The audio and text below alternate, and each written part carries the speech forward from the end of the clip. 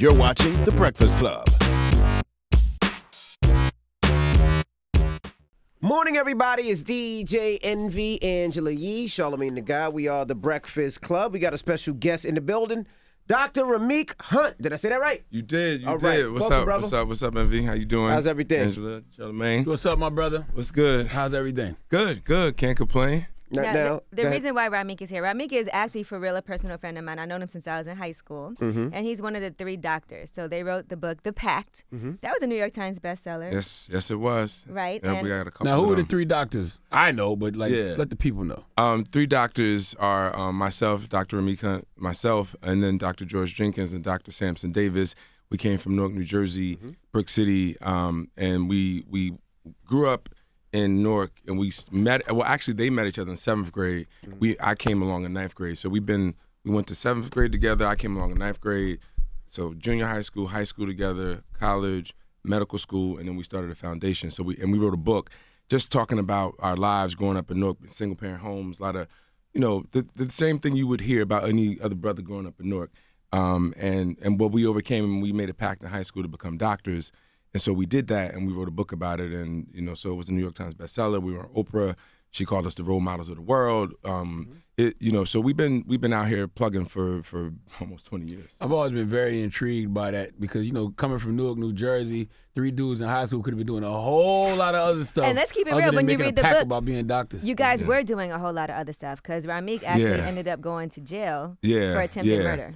So that was deep, and actually the next book we're going to write, like our first book stopped when we graduated medical school, but the next book is going to pick up after that. And one of the things was when we were writing that book, The Pact, I was just becoming a doctor, so I didn't know if I wanted to say, I went to jail for attempted murder. Like I wasn't going to get any patients, but we put our faith in God, and we just said, you know what, we're going to put it out there because we wanted to do it for the community, and we knew that young people would see themselves in us and hopefully get inspired by it. So it all worked out, and nobody, my people kept coming to the office, so I didn't have to worry about that. But it was tough because you didn't know, and Sam went to jail also for armed robbery. So we had a lot of rough beginnings, but we cleaned ourselves up, and we had our friendship and our pact, which is why it's called The Pact, and we made it happen. And so we just been telling our story, traveling the country, traveling the world to to just do our best to inspire people. How'd you know you want to be doctors?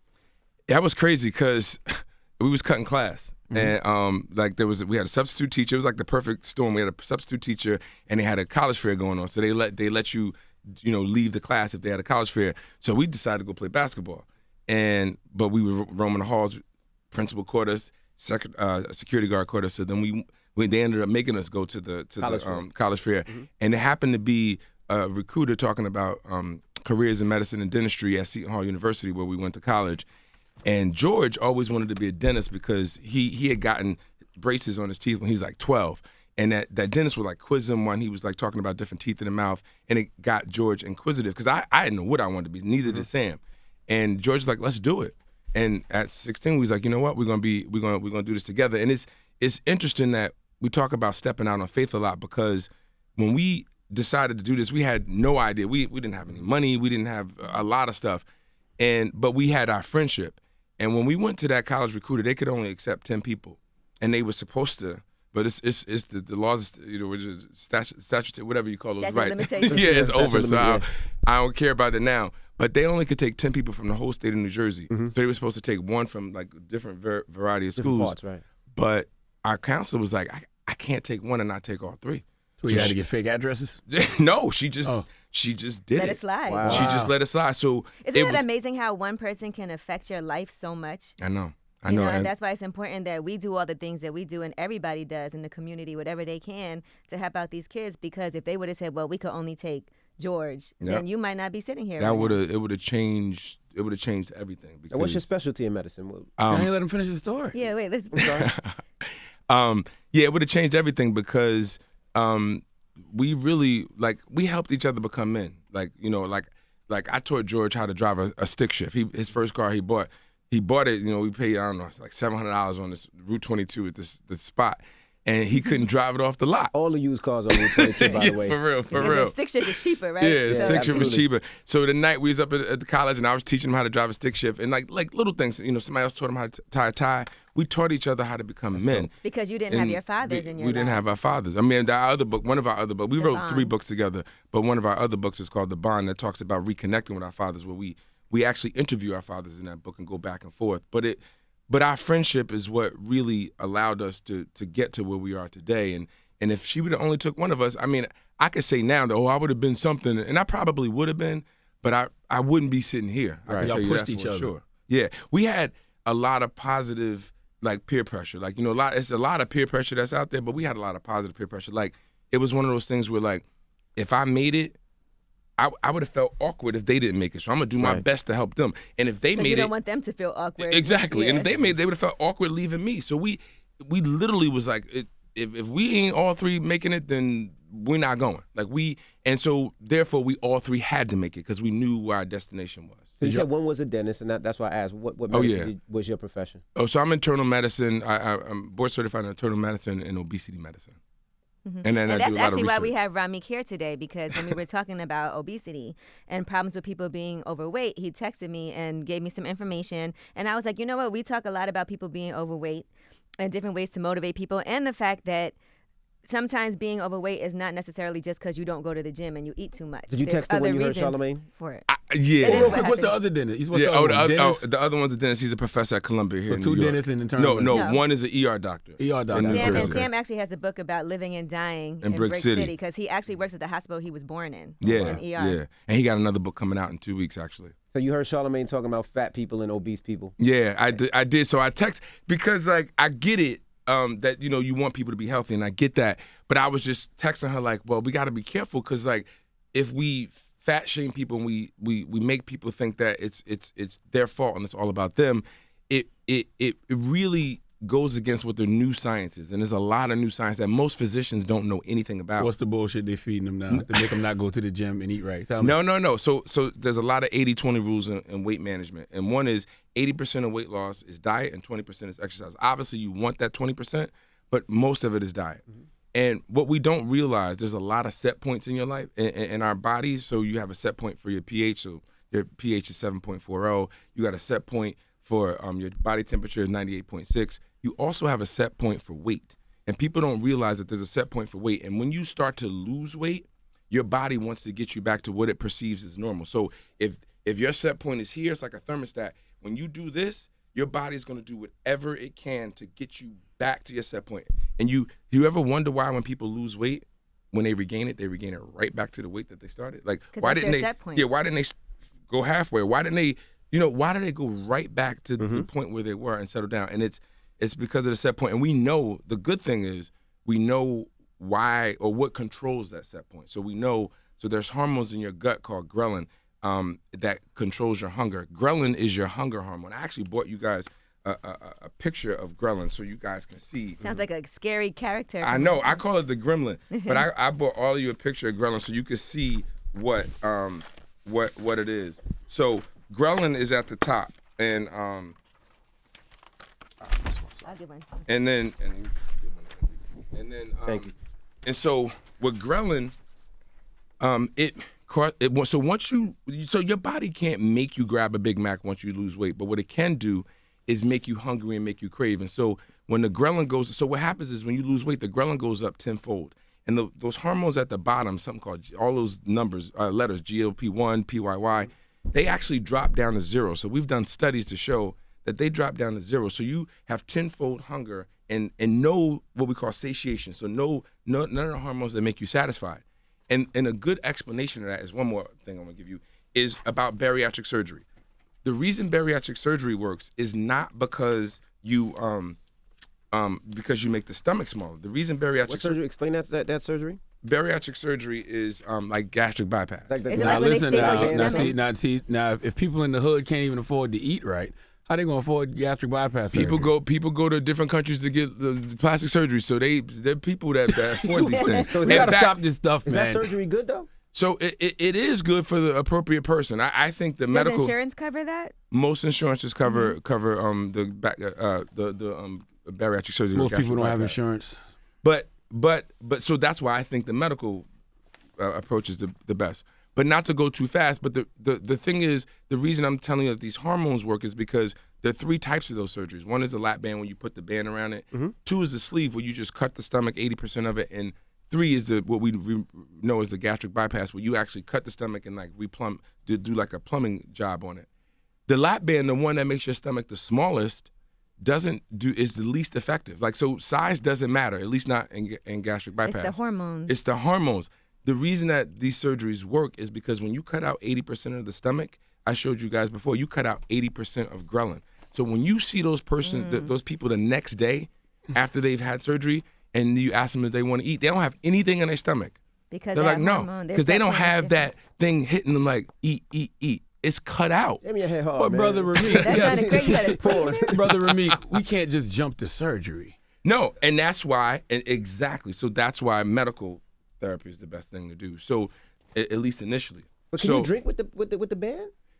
You could drink, but you got to be careful, particularly like seltzery kind of carbonated beverages. Alcohol. Oh, yeah, you could drink the band, but the other ones are not good to drink because you absorb it so much, it actually like tenfold. Because I have somebody who had a band and they drank and it really effed up their liver to the point where they might need a liver transplant because I guess they were drinking like whatever and it was too much. Yeah, if they had the band, it shouldn't matter as much. But if they had the gastric bypass, it definitely matters because it's like drinking 10. If you drink one drink, it's like drinking 5 to 10 more of what you normally drink. You can eat right. You can change your habits. Like anything you do for over 20-something days becomes a habit. Then you change your habit, that changes your mindset. So I'm writing a book, and it's easy. Do it. Why do you act like life is easy? Wait, let the doctor speak. Because it's not that easy. That was the case. He's up here because Everybody this is would what do his it. expertise is, and he's board certified. Yeah, everybody go get surgery instead No, of his whole actually point is working not out. that. That's No, what he's trying to yeah, say. my point he's is- explaining my point why is the not that- surgery works. I just get tired of people making excuses for things that we can change. So we all trying to take the easy route to do No, shit. no, That's not the way life works. I know, but Charlamagne, Charlamagne, no. So a lot of people think this way, which is the reason why it's important for me to get out there, which is why I brought these graphs and different things, so you can understand what I'm talking about. So let me give a good example: diabetes. If you have diabetes, right? People come to me with diabetes and they're not eating well. If they were eating better, I wouldn't even have to give them medications. But guess what? Because I don't want them to die, I give them medications, and then I help them work on their lifestyle, so they're eating better, exercise, and those kinds of things. Obesity is exactly the same way. So if you have obesity, you have a higher risk of diabetes, you have a higher risk of hypertension, cancer, Alzheimer's disease. There's a bunch of diseases, in fact, over 286 diseases that are associated with obesity. Obesity is rising at such an alarming rate that in the next 3 or 4 years, 50% of us will be obese, and if you add overweight, it'll be over 90% of us. And so we can sit there and say, well, it's your problem. Go fix You it. eat too much, go to the gym. So do you realize obesity is the only disease, and obesity is a disease, just so you guys know, and a lot of medical professionals don't know this, but obesity is the only disease that we allow patients to treat. We go You fix it. gotta take care of that. So they go on yourself. the Weight Watchers, they doing the belly rubbers, they go on Instagram, they doing all those different things.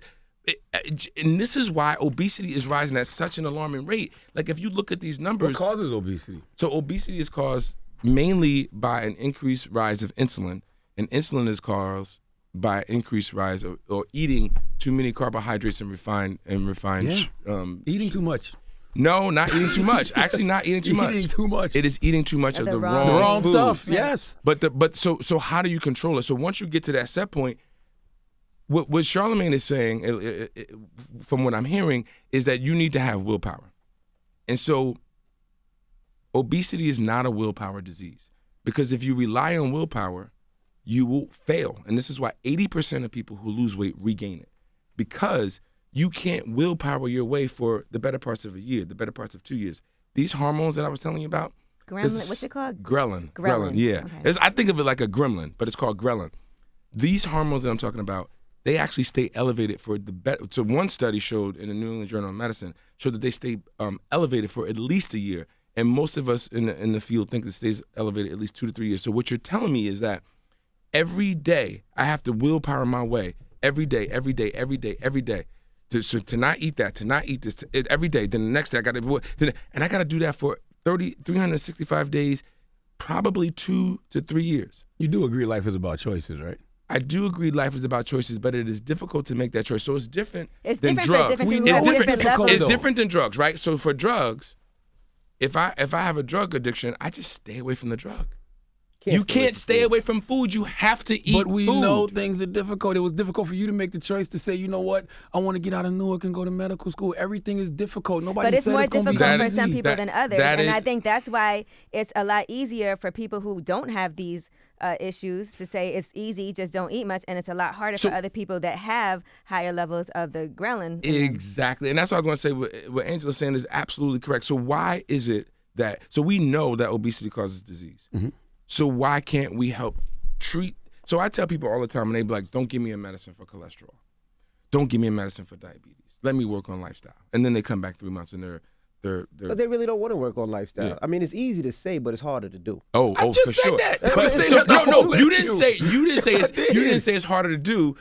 I said it's hard, it's difficult, nothing's easy. That's I true. specifically Okay. said that. So, but what I'm trying to say to My brother, you selling medicine. Yeah, no, I'm not selling medicine. What I'm trying to tell people is this: if it's raining outside, right? And I tell people all the time when they need to get their stuff together, if you're raining outside, well, let me do what I need to do. Okay, you can go out there and get wet and work on it. But how about let me give you an umbrella and you work on the lifestyle changes. And when it stops raining, you put the umbrella down. You don't have to keep things on the whole time. But I'd rather protect you than let you sit there and be sick.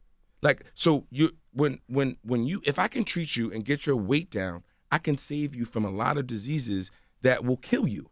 Like, obesity is not a lifestyle disease. Obesity is not a fashion. Obesity is a disease that kills people.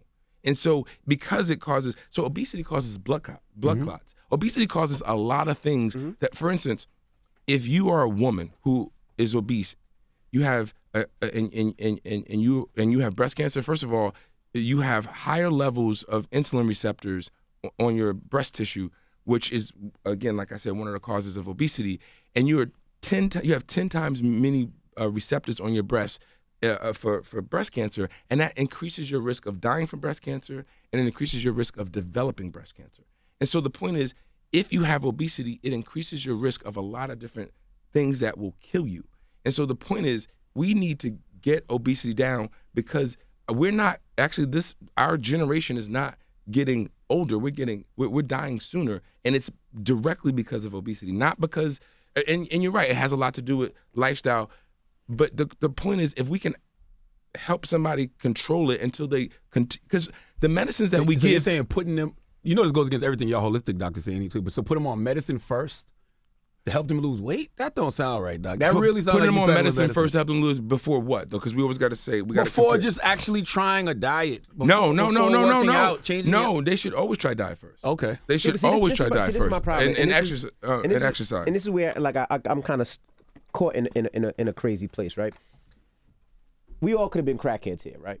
We had the choice. Listen, we had the choice of growing up if we wanted to try crack or not. You know what I mean? True. And we said, I said, you said, you said. I said it too. I did ask to sniff coke once, but my cousin didn't have none. I did. But we took that choice not to try those type of drugs. You see what I'm saying? Yeah. Same thing with food. Like, we have to make that choice of not, if we want to be healthier. Everything's a choice, man. We have to make that choice to say you're not. And you can say, no, it's hard, but I sat out Everything's here. hard. I sat out here and I watched them bring jerk chicken, velvet waffles, and all that. And what'd you do? Everybody ate, but me and Charlamagne. But you guys might not be prone to obesity I like want other people motherfucking are. food. There's I'm not more gonna lie. people I who sat are here and I prone. wanted that shit. I feel you. I blew up to over 200 pounds at one point, right? This was back in the day. You know why? Because I was drinking mad beer all the time and eating fast food all the time. Right. I changed my habits. In order to change your life, you got to change your lifestyle. Yeah, But you're saying that people can't No. do that? So what You're saying it's harder for some people because of your set point and the level of ghrelin. So obesity is a multifactorial disease. It's we live in an obesogenic, we call it obesogenic society. So we have these, high calorie foods. People don't move around. There's genetics that play a role. We make people obese. There's medicines that we give people that make people obese. So there's a circle that we show when we teach people about obesity that show all the factors that cause obesity.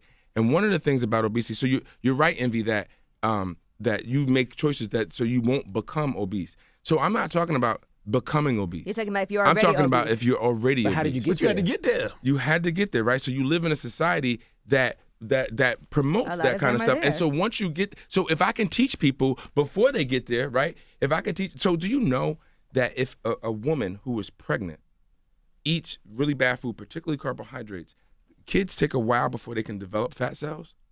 There's nowhere to put the fat, so it gets in their liver. So these kids are born with fatty livers, which is something that doesn't happen until people are like adults. The point is, these kids have no chance. Like unless they grow up in your house or your house or your house, they're gonna drink. I remember drinking Kool-Aid when I was a kid. I remember, like all Me these too. things. I did. So, but my I grew point up down is, south. I know. So you had a lot of sugar in your Kool-Aid, but I had Pepsi 3 times a day. yeah. So, but that's my point. Like, so what you're saying then is a kid needs to be responsible enough to eat right and have his veggies So that they're not obese. Like you can't do.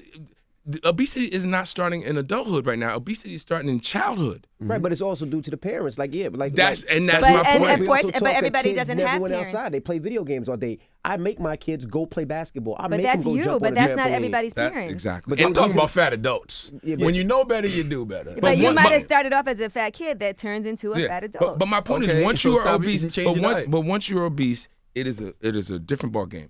And so there's like two things we're talking about. One is once you're obese, it is difficult to lose weight, and that's why when you said, "Well, do you just throw in more medicines?" No, you actually start with diet and exercise. But by the time I have an obesity clinic in Princeton, by the time people come to me, they've already tried 15 or 20 times to lose weight, and so they've tried to lose weight. And so those But what's try though? Like they've try, done like try they've is done they go to programs the like gym for Weight 5 Watch. No, days, they go. They get hurt I don't and know then they why be you like, y'all I don't think wanna it's go that to. easy. And I don't people know why try. y'all act like it's so. It's not easy, but y'all nothing in make life is easy. excuses. But at the end of the day, it's all about a choice. At the end of the day, It's not. If somebody tried 15 or 20 okay. So different guess what? diets.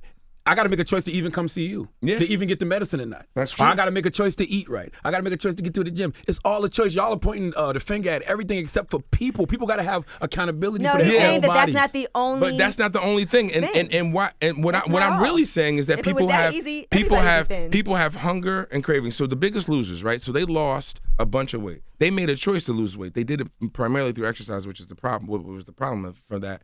But they did a big article in the New York Times. Most of them regained their weight, and you know why? Because when they stopped exercising from 6 to 8 hours a day and went back to a regular life, they started to gain weight. But more importantly than that, their metabolism wanted to get them back to their set point. So their metabolism dropped by like 10, 15, 20% from what it would normally do. So what your body does is it needs to get you back to your set point by any means necessary. So it will make you hungry. It will make you crave. It will drop your metabolism so you'll put back on the weight that you lost. You are fighting a losing battle. What if you eat more portions of the right stuff? It doesn't matter because the question is, what is the right stuff? So that's a whole other conversation. Vegetables, we can have. So protein. Certain kind of fruit. So it's certain. So I'm glad you said certain kind of fruit. Certain kind of fruit. Because what we don't know is what we should be eating. So most people are like, well, I'm gonna eat because when I grew up, it's like you got to eat it. You have to have a meat, a protein, and you got to have a vegetable right. and some starch. But starches was really bad for us, eat particularly starch. refined carbohydrates and sugars. And that thought process is not permeated through the medical community yet.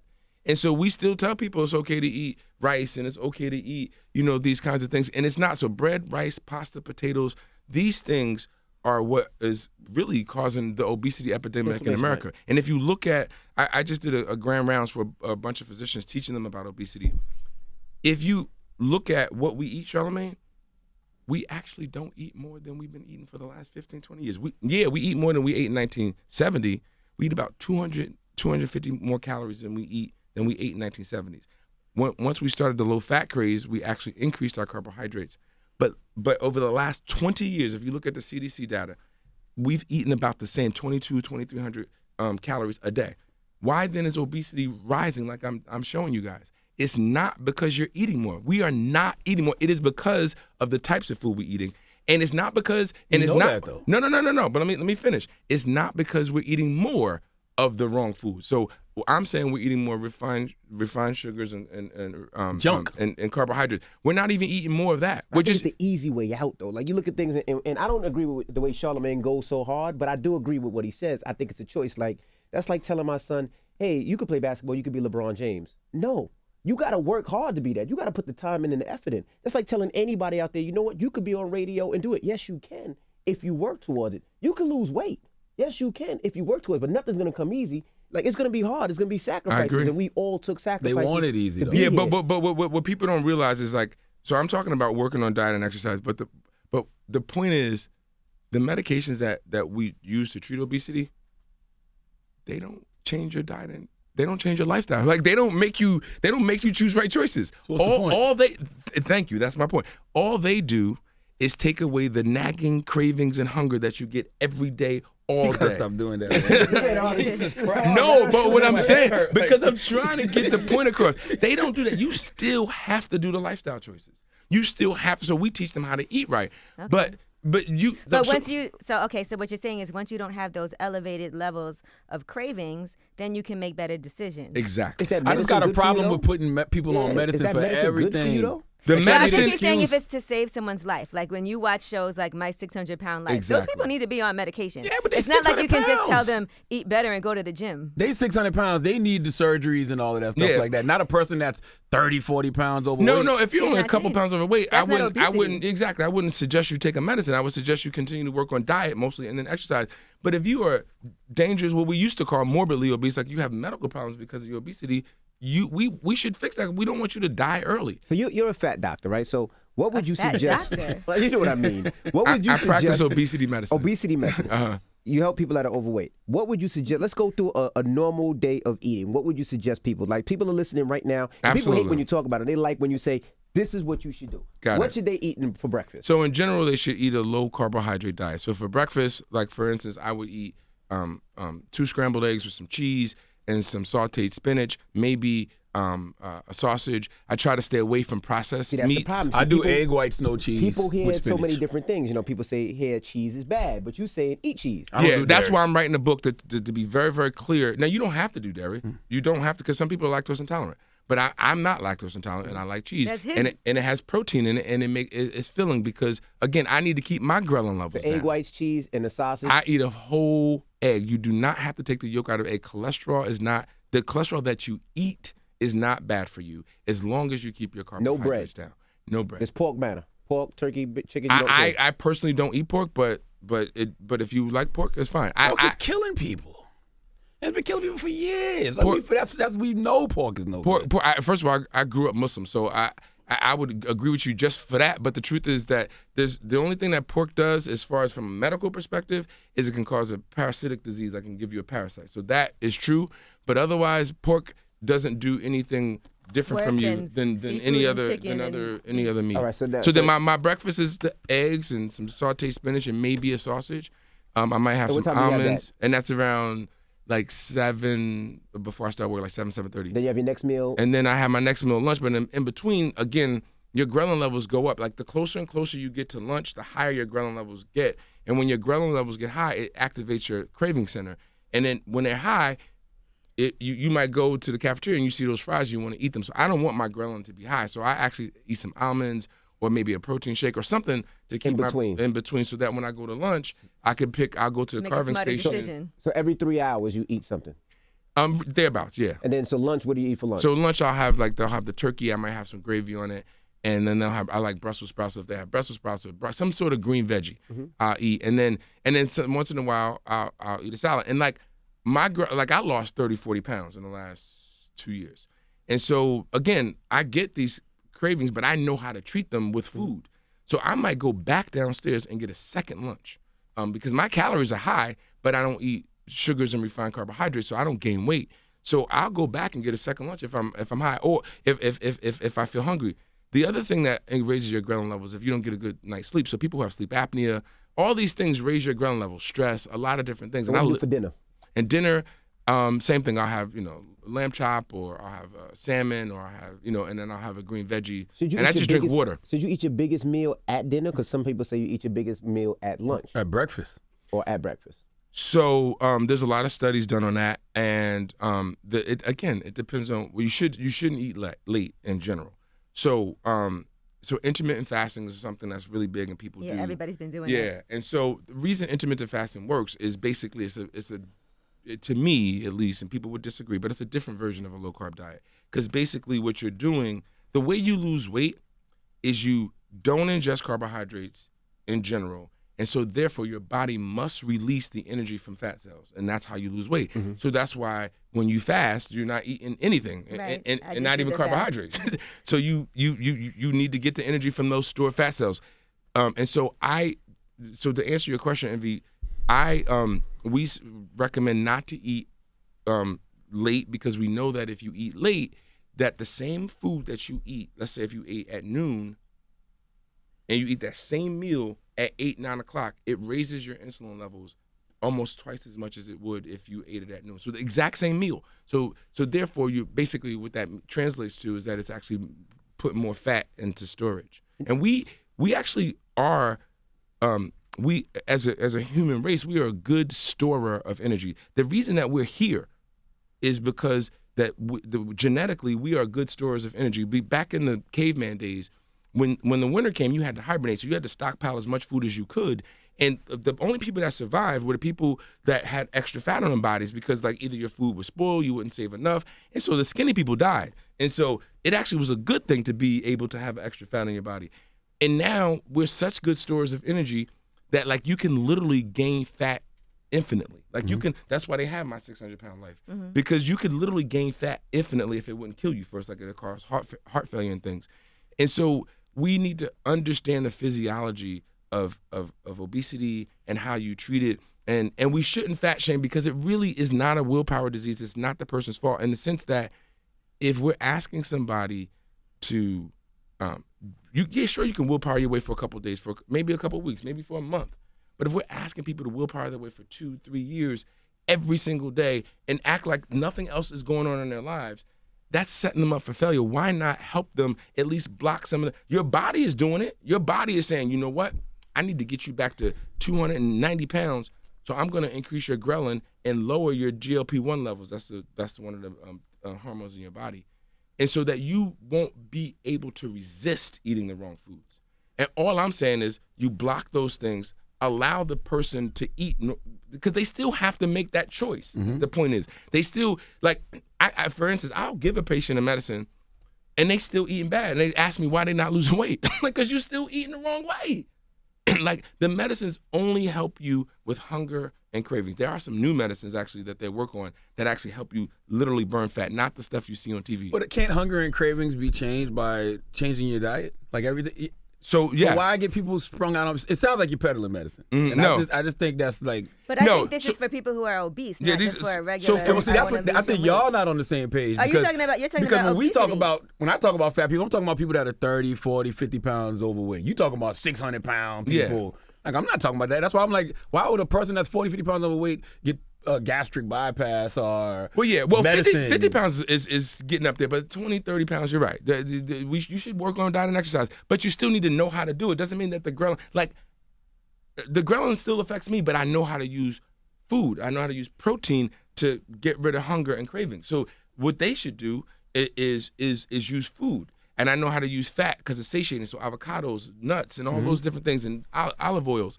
So you're right. Like, if you're only 10, 20, 30 pounds, you definitely shouldn't go. First of all, you don't even qualify for surgery. Insurances won't pay for surgery if you're not in the category. So if you're only a few pounds overweight, no, you shouldn't. But if you are morbidly obese and it's causing medical problems, you should do something about it, especially if you tried on your own and have been unsuccessful multiple times. Absolutely. If it's a medical problem. What's the percentage of morbidly obese people in America? So that graph right there is very scary that I gave you guys. I didn't get that one. It is. So if you look at 2030, it says the projection of so that's obesity, is 50%.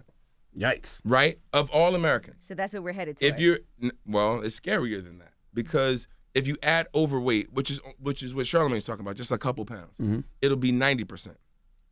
However, in the Journal of the American Medical Association on March 23rd, it looks the last 3 to 4 years, obesity has been climbing at a rate of 2 to 3%, and in 2016, obesity was 40% or 39.6%.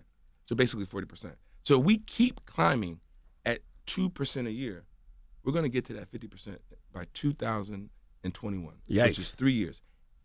And that means by 2030, if it keeps climbing by 2%, we will be at almost 70% obesity. And if you add overweight into that number, it'll be 98% of us. So the point is, it is so dangerous. And every obesity comes with medical problems. You get sleep apnea. Like I said, all these. I say that all the time on this radio, but y'all say I'm fat shaming. It's the truth. I say that all the time. But the point is that so when people come to see us, the first thing we tell people is it's not your fault. We're going to work with you to help you change your lifestyle and get you at a healthier weight. Because shaming people is not because do you think they want to be obese? Do you think they look in the mirror and be like, oh, I look good? Yeah, but here's the thing. You know what I mean? Truth hurts. So whether or not, but it hasn't worked for the last 50 years. We've been doing this to people. You have to look in the mirror and be ashamed of what you look like in order to make the change. Maybe you feel that way, but I don't know that works for everyone. But that doesn't work. You think that works for everyone? How do you make a change without recognizing that something's wrong? I'm ashamed of myself. No. They always know that something is wrong. It's just that they don't know what's going on. They don't know if I didn't know what was going on in my body, then I wouldn't know how to fix it. So we try to show them what's going on in their body so that they know how to fix it. Shaming somebody is, and they've done studies on this too, where they shamed obese people and they lost no weight. What we do is encourage them and say, look, we're going to help you with your obesity. We're going to help you fix it, and we're going to show you how to do it, because just shaming them is not giving them the tools. Let's be clear about something. I don't feel like I shame people. Okay. Y'all feel like I shame people. I feel like I know. But that's because they're ashamed. Like you lived a life of crime at one point, right? Yeah. My father would tell me that if you don't change your lifestyle, you're going to end up in jail, dead, or broke under the tree. When I started getting in trouble and stuff, I was ashamed. Yeah. I was. So that's what caused me to change my lifestyle. But that's you. Yeah, that's you. But everybody. But Charlamagne, don't you know that like a lot of people who have obesity, they're ashamed. You don't got to tell them that, because somebody already did. So now you encourage them. And they've been ashamed all their life. In fact, one of the number one medical issue with people who have obesity is depression, because they've been ashamed. And so it hasn't worked. And guess what depression does? Makes you eat more. Right. And if you get on that medication for depression, that sometimes makes you gain weight as well. Like I'm saying, what you're saying is right. Like people need to lose weight. People need to stop being so obese. It's killing us. You are absolutely 100% right. But do they need you to say, you're fat, go get in the gym and stop eating so much? But that's not. That's what you're saying. You're just saying it in a nice technical way with a bunch of clinical words. No. He's explaining why your body has these cravings and why it might not be completely your fault, because different people have different set points. Different people have different amounts of the hormones in their body that cause them to have cravings, and your set point might be different than someone else's. So now that you know why you are the way you are, let's identify that and let's work on it. And it all boils down to the same thing. Eat the right things, change your lifestyle, work out. And then nobody should be obese. Nobody should be. It's easy. Can I explain something? We do rat studies. This is another problem that obesity is rising, because y'all keep making excuses. No, we're trying to fix it. You think that's the reason? So Envy. I mean, you want to put people on Charlamagne. medicine, and you want them to get gastric bypass. So what I want people to do is to get to a healthy weight, and what you want to do is to tell people to willpower their way through this disease. And guess what? It hasn't worked. Just make a choice. So I have. And you, by the way, you gonna need willpower. You will stick to the diet and stick to that healthy lifestyle. You will, but guess I think what's what going to they're help saying you? is when they shrink your stomach, you won't want as much because you're. The People ghrelin can't even amounts. afford good food. How they going to afford to get gastric bypass? What are we Insurance really covers it. selling to people Insurance. here? No. doubt. But No doubt. No, Charlamagne. What I'm trying to Charlamagne. What I'm trying to say is, you should do this. Me and you get a clinic. You get 200 patients. I get 200 patients. You treat them. So both our goal is for them to lose weight. You do it your way, and I do it my way. Why you tell me to open up a whole clinic? I bet my patients will get to a healthier weight than yours. Yeah, because you're gonna have them on medicine and surgery. But you'd rather them be obese. I would be more holistic. But you'd rather them be obese. Now, first of all, my biggest loser lost 230 pounds, and he never touched the medicine. So we don't have to always do medicine. So why'd you come in here selling medicine first? I didn't come in. I was telling you about surgery and medicine first. I was telling you about why. Answer the question, please. I was telling you about how your body works, and I use gastric bypass as an example. I don't do gastric bypass. I'm not a surgeon. I don't do gastric. I'm a medical doctor. He was explaining what makes it work with the levels of ghrelin, and that's why it works for people. He wasn't saying you have to go get it. He was explaining I actually don't want you to go get surgery. Well, for people who are listening who can't afford the medicine, can't afford the surgery, what tips would you give them now? So my tips is exactly what I do. I use protein as a way to decrease my ghrelin. Protein, out of all the macronutrients, which is proteins, fats, and carbs, proteins is the one that decreases ghrelin the most. Also, fats are satiating. So I eat a lot of healthy fats and I eat protein to control. I literally use that as medicine. I don't take medicine, but I use that as medicine. So I will, like I said, I'll go get a second lunch in order to decrease my ghrelin levels. And so what I would tell them to do is to use food as a medicine. And what I also would tell them to do is don't buy into the hype that you can exercise your way to weight loss. It is a futile effort. Of course, don't get me wrong, because Charlamagne, I don't want them to say I said don't exercise. Exercise is important, but it is an inefficient way to lose weight if you do not use, if you do not put diet in it. 80% of weight loss is diet. Yes. So, but when you change your diet and you add working out onto that, you'll that's see great results. Oh, absolutely. I absolutely agree with you. But my point is, you should focus on your diet. You should go with the money. We have people who are in wheelchairs who can't exercise, right? So we get them to lose weight through their diet. And then as they get to a point where they can actually move, then they move more. And so it's eat right and exercise. Eat So right Rameck, primarily. You've had a lot of success, though, obviously, Yes. because this is your specialty. So let's just talk about a couple of those success stories, because you said you had somebody that lost 230 pounds with no medication. With no medication. So he came to me. He's a lawyer, very smart guy. He actually does a lot of social work in the city. He was working in Harlem at one of the schools. So he came to me, and the reason he came to me is because he had tried to lose weight a whole lot for years, like most people's story. But what his tipping point was, he went to the hospital to visit a coworker who was morbidly obese, and he saw he was suffering from all these medical problems. And he looked at him, he was about 5 or 10 years older than him. And he looked at him and was like, "That's gonna be me in 5 or 10 years." And because he was the exact same size, he was just about 5 or 10 years younger. So he asked his dad, who happened to be my patient, and he was like, "Oh, Dr. Hunt does da-da-da-da." So he came to me, so I sat down and I explained to him about what ghrelin is and all the other hormones. I showed him the bariatric surgery, not because of bariatric surgery, but to show him why these things work. The reason I showed you guys the bariatric surgery too is to prove to you basically that this is a hormone issue, not the size of your stomach issue. It's a hormone issue.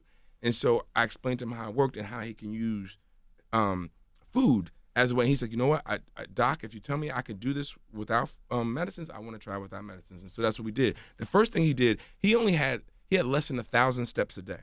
The first thing he did was and I eat this today because of him.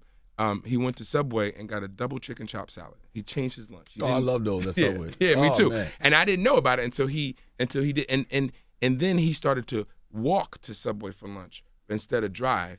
And then he slowly started to lose weight. And so he was. Oh, are you telling me that he changed his diet and started exercising a little bit? He did. Yes. Wow, That's what I'm that's how he telling started you. losing weight? And that's how he started losing weight. Wow. But guess what he Never started to thought do? that. But guess how he did it? He did it with protein. So he was using a lot of protein and a lot of healthy fats, like I told him. And so he didn't have a lot, because actually if you get down low enough to like a keto type diet, the cravings go away. The hunger goes away. So he was able to get low enough that he didn't need a medicine to get rid of the cravings. You just have to get to that point. Yeah, he got low enough that he didn't need it. And so he didn't But that's what happens when you change your diet and your lifestyle. Yeah, It becomes a habit. But somebody has to tell you or teach you what to do, not just say you need to exercise and lose weight. Like give me like you told me. You give me coach some them through guidance. it. Like I told you, give me some guidance. Mm-hmm. And what about detoxing? I see a lot of people detoxing now. You're We talk about doing one detox. right now. Yeah, I'm doing a 30-day detox. But I'm also detoxing and I'm working out through my detox, which a lot of people won't do because they don't have no energy. But that's And what you I can want to see do. the results, sir. Oh, thank you. I look. No, good. seriously, when I can see your cheekbones and stuff. Like I see you in pictures, I'm like, wow, he's really losing weight. I can tell he's doing. Are you hitting on me? No, shut up. I'm just telling you. This is awkward. When you change your lifestyle, you can see the results, is what I'm saying. Right, but do you suggest doing detox? Depends on what kind of detox and what you're doing. There's a million and one of them. Yeah. So if you're doing a detox where you're not starving yourself, then that's okay. What about a fast? It depends. If you're doing intermittent fasting, I think that's okay. But if you're saying I'm only going to drink water for 20 days, That's starving yourself. yeah. But what do you suggest? Because people say, okay, well, like right now, I eat fruit during my detox. I Okay. eat fruit, nothing but fruit, water-based fruits. I eat as much as I want, as many times as I want. And some people are like, I can't do that. You would be starving. But for me, it's not. Like now I'm finding out all these different fruits that I really enjoy. You know what I mean? Whether it's a avocado, kiwi, quinoa, whatever it may be. But I enjoy it, and I'm not hungry. Yep. But I'm losing the weight. But now I'm at a set weight where I'm guessing that's what my body's weight's supposed to be, because I haven't went under that. And it's like, I feel great. I have Yeah. energy. I can still do the same things I want to do. But people won't do that because they're like, oh, I can't give up this. I can't give up that. But that's kind of what the choice is that I was saying. Like, I made myself a choice and said, this is where I want to be. Yeah. So for me to do that, I have to give up that candy. I have to give up those carbs. I have to give up some of that man, shit that I don't want to choices. eat. But you are going to eat again once it's over, right? Right, but it's going to be healthy eating. So Right. this is the problem. So there's a million. That's why I'm writing this book, because there's 1,000,001 diets. Right. Right, and so we could do a fast, we could do low carb, we could do paleo. I mean, like it's That's what I do. dizzying. Yeah, it's dizzying. These So, and I don't know what's right. so the truth is, the truth is a mixture of all of it, right? You just need to, but the one thing you do need to know is that sugars and refined carbohydrates are bad. Period. And anything else you do outside of that is okay, within reason. But the point is, it's really not about losing weight. Losing weight is easy. It's really You could not. starve yourself and lose weight. Y'all just said it was hard. No. Let me finish. Let me Y'all finish. just been saying it's hard the whole interview. No. Even if you starve yourself, it's No, hard. losing weight is easy. Maintaining your weight loss is the hardest you thing. go. That's what's really People hard. Lose very the weight hard. and gain it No, right back. losing weight people can do, believe me. But most people regain weight is because they go right back to what they was doing before. Right. And the point is that you have to be able, like Charlamagne keeps saying, to change your lifestyle. And so the thing is, I tell people all the time, they're like, Doc, this isn't working right now. Like when you said your weight loss stalled, the reason your weight loss stalled is because you hit an equilibrium. The amount that you're bringing in matches the amount you're burning. Right. So you're not going to go lower unless you exercise more, which you're probably doing a lot of already, or unless you change the amount of carbohydrates that you're eating in the fruit. So No, I'm good at where I'm at. So then you're good. But once So he then you're good. starts his regular eating habits again, or whatever modified, he will gain some weight back. Yeah, absolutely. You might gain it back in muscle though. Yeah, He might if he's working out, depending on what That's he's what doing. I do a lot. Like Yeah. my set weight is about 175, 180. So I might drop to like 169, but it'll come back in muscle. And I Yeah. just can't help it. Like that's the But that's good. That's and plus muscle obviously helps you burn your metabolism. So muscle is a good thing. But the point is, really, we need to maintain our weight loss. Again, 80% of people who lose weight regain it, and it's because we've not learned a different lifestyle. If I could tell any people anything, it is to and it's not about. I'm not peddling medicine or surgery because I don't even. Actually, the surgeons get mad at me because I get so much weight off of people that they don't need surgery. Mm-hmm. So I don't peddle surgery. Like I said, I was using the surgery as a way to explain to you what the hormones are. But and my biggest loser didn't use medicine at all. So it's not about medicine. It's really about teaching a lifestyle. But what I tell people all the time is that if you're getting to a goal, you're like, well, I'm not losing any more weight. It's like, well, you're not following the direction that we laid out for you. Like it's like if you said you live in New Jersey and you want to get to Florida, you can't take 95 north. You got to take 95. you gotta south. take south. Right. Absolutely. Right? You can't ask me why you didn't get to Florida. Well, that's because you took 95 north. And with that said, you're absolutely right. And I think that we're all essentially saying the same thing, just different ways. Yeah. But what I think is important, and this is why I really wanted Rameck to come here today, is just it is important to explain to people why they Yes. might have issues with their weight, because sometimes we just think, okay, I just go to the gym and eat less and that's going to work. But it's No, important it's to that know. they're not eating right. It's important Which to I've know. always said. It's important to know about. I didn't know about ghrelin. But there's before this. reasons. Angela's right. I There's didn't know reasons. about any of that, and so Right. that might help somebody understand why they're having Absolutely. the cravings, why they lose the weight, and then gain it right back. It's important to know those things so that you can adapt to that and figure out what it is you need to do Absolutely. moving forward. Like you can't tell people to win the football game if you don't give them a plan. Like they need to know why they feel the way that they feel. And if you say that, oh, you just need to do this, well, it's a choice, it's a choice, it's a choice. It is not necessarily a choice. A woman can't choose to ovulate every month. Or not to ovulate. You can't say, well, don't ovulate next month. right. She can't willpower her way through not ovulating. So it's not that. You can willpower your way to making healthy life choices. You can willpower your way through making healthy life choices. And you're gonna need for a period of time. And you need to either know how to use food to help you deal with the cravings and hunger.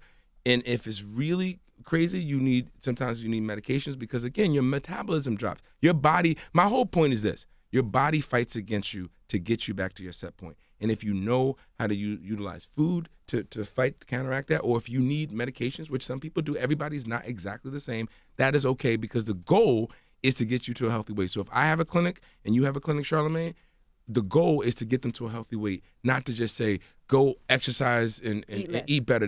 That's not instructive. That's not gonna help them do it. And So the whole point was just to educate people on what it is. Okay. I don't think I convinced y'all. No, you didn't at all. But I'm glad that you do what you do. Lively and went to school for this conversation. and Well, we that you have appreciate you, yeah. effectively helped people. Thank you. So Thank you. That's the goal, Thank you, like you Angela. said. Well, we have Rameck Hunt, Dr. Rameck Hunt. And Thank by the you for way, they joining do us. have their gala happening May 11th. Yes. May 11th. My We're old gonna have nanny, I think, works for you, right? your nanny. My old nanny. Who's I don't that? know what's her name. Yeah, how does he know that your old nanny? No, I don't know. But anyway, we're gonna have Newark's finest. Faith Evans gonna be there too. And we got these saluting these young brothers who doing big things in the community. One is a Rhodes Scholar from Newark. He went to University High School with us. Another one's a social media guru. And we have another young brother who wrote a book. He's a little kid. And so we like to celebrate people in the community and give back the things that they're doing. When is it? It's May 11th.